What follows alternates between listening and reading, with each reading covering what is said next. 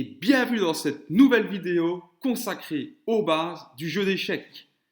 Aujourd'hui, nous attaquons la deuxième et dernière vidéo de la partie 4 et nous allons voir aujourd'hui les motifs de nul.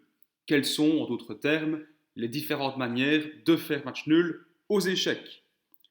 Je pense que vous le savez déjà tous, lorsqu'une partie se termine par la nulle, il n'y a tout simplement pas de vainqueur. Nous pouvons également dire que les deux joueurs se partagent la victoire. Alors, il y a 6 situations aux échecs qui peuvent mener à la nulle. La première, très connue, c'est le pat, illustré dans cette position. Ici, c'est au blanc de jouer et il joue le très mauvais dame G6. Pourquoi est-ce que c'est mauvais? Parce que ça fait pat. Qu'est-ce que le pat? Eh bien, le pat se produit lorsque le roi de l'adversaire n'est pas en échec et que celui-ci, l'adversaire donc, n'a aucun coup à jouer. Quand on observe la position ici, c'est au noir de jouer donc. Le roi n'est pas en échec, il est en sécurité là où il est, aucune pièce blanche ne l'attaque. En revanche, que pourraient jouer les noirs dans cette position? Ils ne peuvent pas bouger le roi, il est interdit de mettre son roi en échec, nous verrons cela dans la vidéo suivante, et leur pion est bloqué. Leur pion est bloqué par le pion blanc, donc c'est au noir de jouer, mais ils n'ont aucun coup à jouer. Et si vous vous souvenez de la règle que j'avais énoncée dans les premières vidéos, même dans la première je pense, aux échecs, il est interdit de passer son tour. Dès lors ici, c'est au noir de jouer, ils n'ont aucun coup à jouer, la partie est automatiquement et sur le champ déclarée nulle. Et ce, malgré la dame de plus qu'ont les blancs. D'ailleurs, quand bien même les blancs auraient eu une tour ici, une deuxième tour là, un fou par ici, un cavalier par là, peu importe, la partie aurait été déclarée nulle car il y a patte. Donc, pour rappel, le pat se produit lorsque le roi de l'adversaire n'est pas en échec et que celui-ci, l'adversaire, n'a aucun coup à jouer. Donc, pas de case pour le roi. Les noirs ne peuvent pas pousser leur pion, ils n'ont aucun coup légaux. Partie nulle, c'est pat.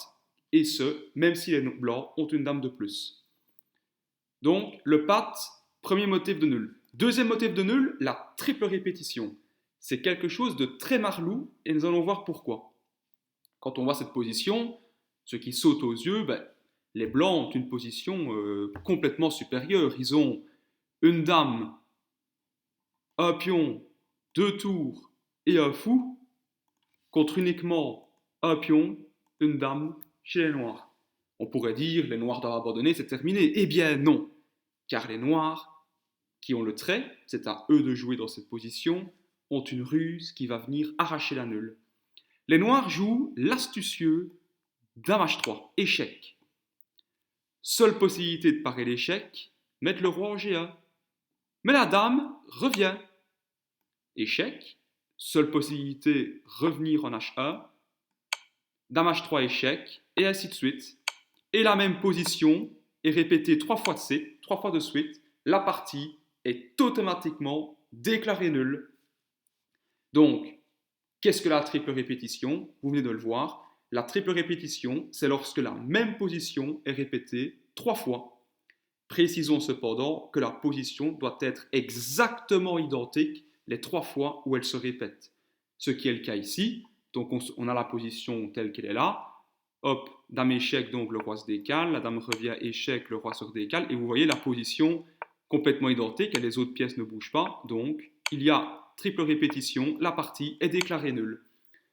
Dans le cas d'ici, on parle d'un échec perpétuel et grâce à cette astuce, grâce à cette ruse, les noirs arrachent in extremis la partie nulle.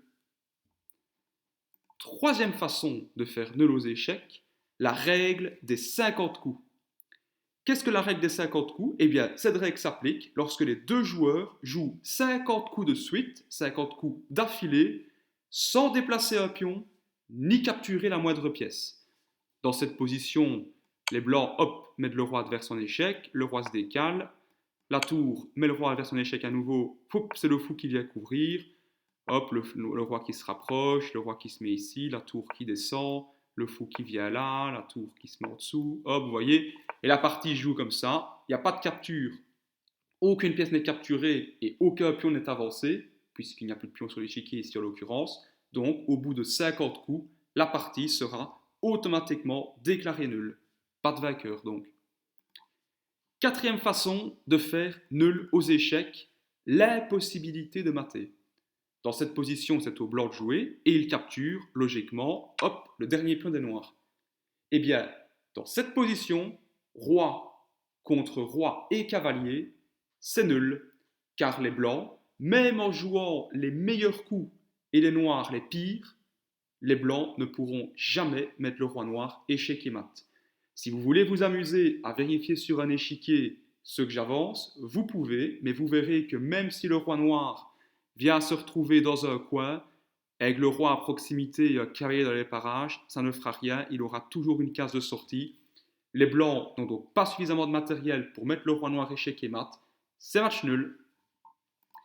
Cinquième façon de provoquer la nulle, plutôt, c'est l'accord mutuel, car oui, aux échecs, vous pouvez toujours, pour autant que la position le justifie, proposer la nulle à votre adversaire, que ça soit sur ordinateur, hors ligne donc, ou bien dans la vraie vie. Vous lui proposez la nulle, draw, vous tendez votre main, s'il accepte, il vous la serre, la partie est déclarée nulle. Ici, comme vous le voyez, les pions sont tous bloqués. Bon, la position est un petit peu surréaliste, mais vous comprenez où je veux en venir. La position est condamnée à ne pas évoluer. La chaîne est indestructible, là de pions, aucun pion ne peut passer, aucun pion ne peut attaquer l'autre, et les rois n'ont aucune chance de traverser cette barrière, cette muraille de pions. La partie est donc condamnée à ne pas évoluer. Les deux joueurs acceptent, via un accord mutuel, que cette partie se termine par la nulle. Sixième et dernière façon de faire nul aux échecs. Alors si vous vous souvenez de la dernière vidéo sur les façons de gagner, je vous avais dit qu'il y avait un cas de figure où le fait que l'adversaire n'ait plus de temps ne nous donnait pas pour autant la victoire. Eh bien c'est ce cas de figure-ci, manque de temps versus impossibilité de mater. Analysons la position, même la situation en général. C'est au blanc de jouer, ils ont encore plein de temps, donc nous supposons que c'est une partie avec des pendules. Les blancs, hop, jouent un coup de roi, et là, c'est au noir de jouer, mais trop tard. Leur temps est écoulé. Donc leur pendule a fait 0, ils n'ont plus le temps de jouer. Et bien dans cette position, c'est nul. Pourquoi?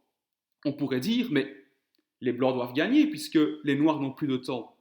Oui, mais les blancs n'ont plus de matériel suffisant pour mater le roi noir. Donc même si les noirs avaient joué les pires coups et les blancs les meilleurs, les blancs n'auraient pas été capables de gagner. Par conséquent, les blancs ne peuvent pas être déclarés vainqueurs, puisqu'ils n'avaient rien pour mater le roi noir. Par contre, les noirs ne peuvent pas être déclarés vainqueurs non plus, puisqu'ils n'ont plus de temps. Ce ne serait pas juste. Donc, par souci justement d'équité, dans ce genre de situation, donc manque de temps versus impossibilité de mater, la partie est déclarée nulle. Donc, on revisite un petit peu les 6 façons de faire nul. Le pat, donc le roi adverse n'est pas en échec et le joueur en question n'a plus de coups, n'a pas de coups à jouer alors que c'est son tour.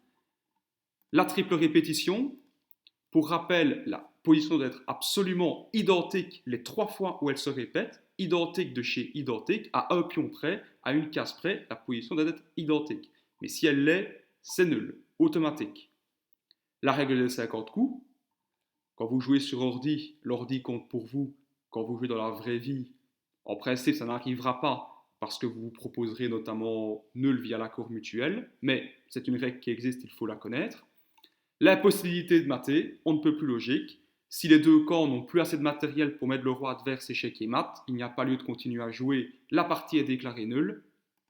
L'accord mutuel, que l'on voit très souvent au haut niveau d'ailleurs, une position qui est condamnée à ne plus évoluer. Les deux joueurs ne veulent pas perdre de temps, ils se proposent une nulle mutuelle, donc accord mutuel pour que la partie se finisse par la nulle, et le manque de temps versus l'impossibilité de mater. Comme vous le voyez, et ce sera le petit point bonus de cette vidéo, c'est qu'il existe beaucoup de manières de provoquer, voire, en fonction des situations, de sauver la nulle. dans une partie d'échecs. Et ses chances d'arracher la nulle sont justement encore plus élevées à un niveau plus bas. C'est donc pour ça, entre autres, que je vous conseille vivement, si vous jouez en amateur ou en débutant, de jouer la partie jusqu'au bout, même si la position est désespérée.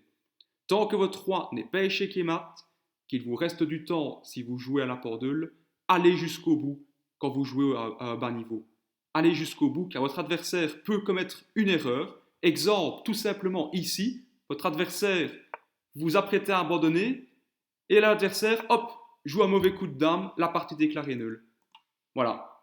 En ayant forcé votre adversaire à finir la partie, ici en l'occurrence, il n'en est pas capable, il vous offre la nulle. Vous faites match nul au lieu de perdre. C'est toujours mieux, c'est toujours ça de sauver. Maintenant que vous savez comment arracher ou bien justement éviter la nulle, ça dépend des situations, eh bien je vous invite à mettre tout ça en pratique à bon escient dans vos parties. Bon amusement!